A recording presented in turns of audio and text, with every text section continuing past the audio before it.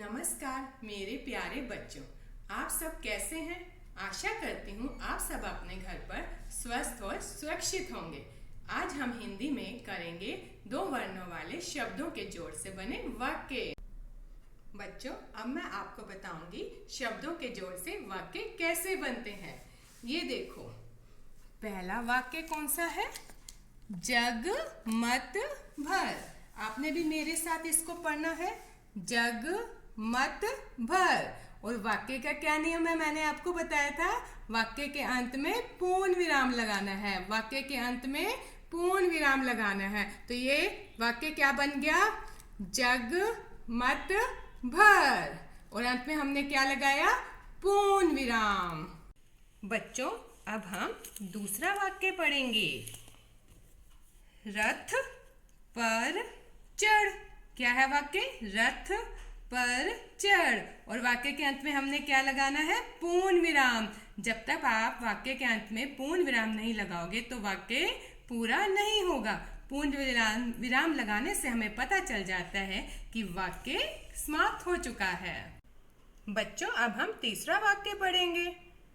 अब घर चल। आप भी पढ़ो मेरे साथ, अब घर चल। और अंत में हमने क्या लगाना है? पूर्ण विराम। तो वाक्य क्या बन गया? अब घर चल। बच्चों, अब हम अगला वाक्य पढ़ेंगे। साचा सच, साचा सच, कहा कह, सच सच कह। हमें हमेशा सच सच कहना चाहिए, हमें कभी भी झूठ नहीं बोलना चाहिए। तो वाक्य क्या बन गया? सच सच कह। और अंत में हमने क्या लगाना है? पूर्ण विराम। क्या लगाना है अंत में? हमने पूर्ण विराम। अब हम इन वाक्यों को दोहराएंगे। जग मत भर, रथ पर चढ़, अब घर चल, सच सच कह। बच्चों, अब मैं आपको बताऊंगी इन वाक्यों को आपने कैसे लिखना है। बच्चों, अब हम करेंगे वाक्यों को पढ़ो और लिखो। बच्चों, आपने वाक्यों को पहले ध्यान से पढ़ना है, उसके बाद आपने लिखना है। देखो बच्चों, ये क्या लिखा हुआ है? यशा यश, आबा अब, उठा उठ। यश अब उठ। और वाक्य का क्या नियम है? अंत में हमें क्या लगाना है? पूर्ण विराम। क्या लगाना है हमें? पूर्ण विराम। जब तक आप वाक्य के अंत में पूर्ण विराम नहीं लगाएंगे तो वाक्य पूरा नहीं होगा। तो पूर्ण विराम लगाने से हमें पता चल जाएगा कि ये वाक्य अब समाप्त हो चुका है। तो अब हम क्या लिखेंगे यहाँ? यश अब उठ। और वाक्य के अंत में हमने क्या लगाना है?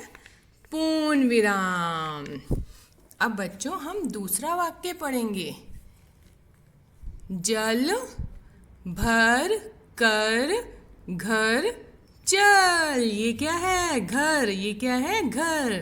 तो मम्मा जो है आप बच्चे को कह रही है, जल भर कर घर चल। और वाक्य के अंत में हमने क्या लगाना है? पूर्ण विराम। तो अब हम क्या लिखेंगे? जल, जाला जल, जल भर, जल भर कर घर चल। और अंत में हमने क्या लगाना है? पूर्ण विराम।